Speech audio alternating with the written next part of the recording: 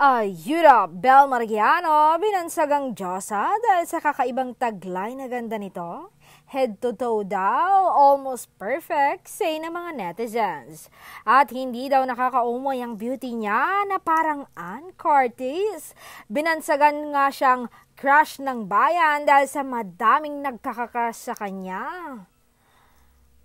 Iba kasi ang alingdog ng aktres.